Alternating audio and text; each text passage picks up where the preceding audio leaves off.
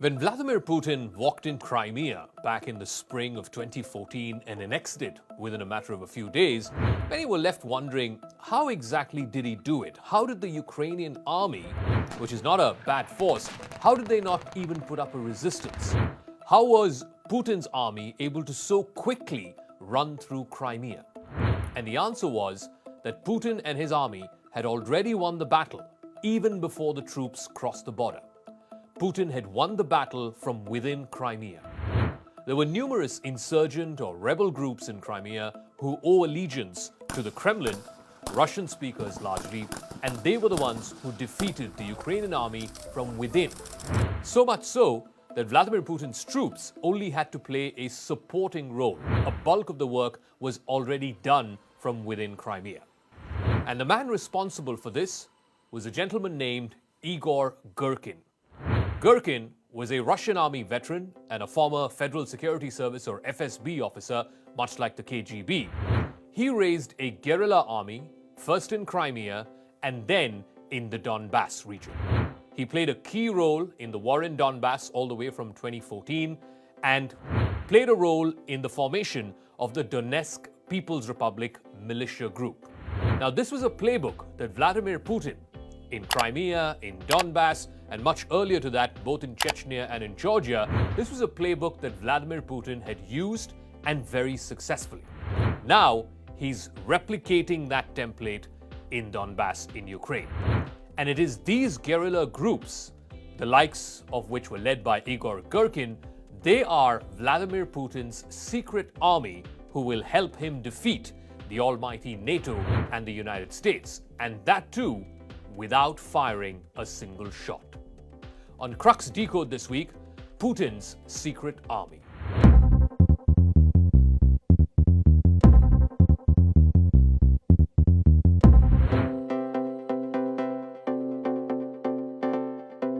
Igor Girkin led a group of militants in the siege of Ukraine. This was called the Siege of Slovyansk. This happened in 2014, right after the battle for Crimea. During this particular battle for Slovyansk, he increased his influence and he ultimately became the de facto military commander in Donbass. Later on, when the Donbass People's Republic formed an interim government, Igor Girkin got appointed as the defense minister. This was in the Donetsk People's Republic. Girkin is a self-described Russian nationalist. He was charged by the Ukrainian authorities with terrorism. He's been sanctioned by the European Union. Back in 2019, Girkin was charged with the murder of more than 280 passengers on board the MH17 flight from Amsterdam to Kuala Lumpur. That was shot down over Ukrainian airspace. He now has an international arrest warrant against him. Igor Girkin leads the Russian National Movement, a political group whose stated objective is, quote-unquote, uniting the Russian Federation, Ukraine, Belarus, and other Russian lands into a single all-Russian state. Girkin's status, as of this moment, is uncertain. Many are saying that he was wounded in battle some years ago and has been inactive ever since. There are also other reports which suggest that the Kremlin moved him out after a bitter fallout. People like Igor Girkin represent a cheap but highly effective tactic used by Vladimir Putin to win wars. He's raised similar such guerrilla armies, first in Chechnya, then in Georgia, even in faraway Syria. He's been using this as a copybook template in Ukraine since 2014, since the annexation of Crimea. And even today, even before his troops walk in, look at the events of the last few days.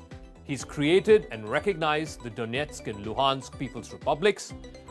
He has armies of men owing allegiance to the Kremlin, both in Donetsk and in Luhansk, the two biggest cities in Donbass.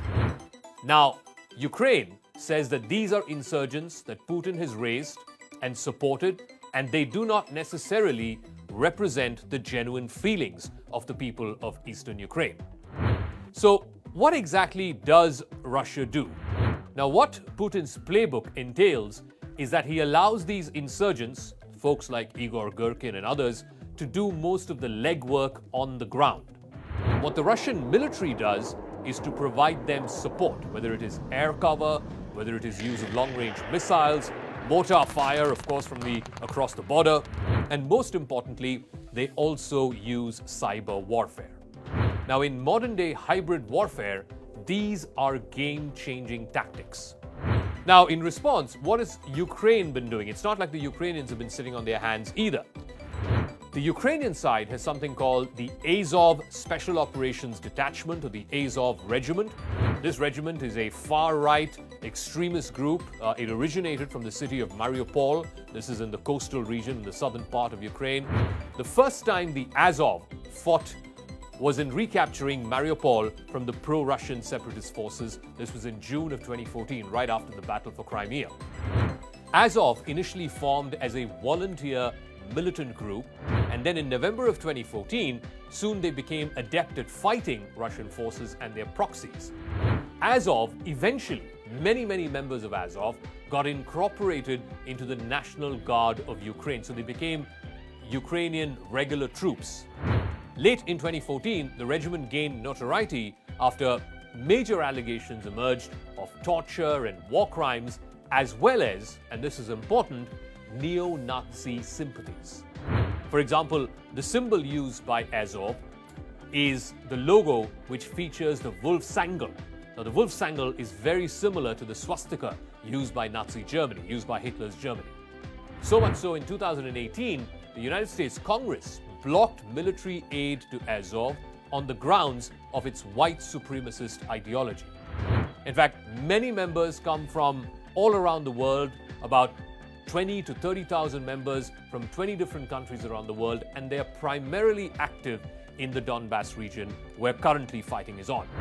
This is exactly the region that Putin wants to annex. He's already recognized them. The next step would be formal annexation. The first commander of Azov was a man named Andrei Biketsky. He said back in 2010, more than 10 years ago, that Ukraine's national mission, that Azov's national mission, was to lead, quote-unquote, the white races of the world in a final crusade against the Semites. Now, this group has already been accused of numerous human rights violations, war crimes, including mass looting, torture, and rape. In fact, it's pending before the United Nations Security Council. Security experts are warning that Ukraine is far becoming a radicalizing ground for these far-right forces, particularly foreign fighters, in much the same way that Syria became a breeding ground for Islamist extremists. Unfortunately for Ukraine, in the fog of war, it could well end up being the breeding ground for what is called a white jihad racist holy war.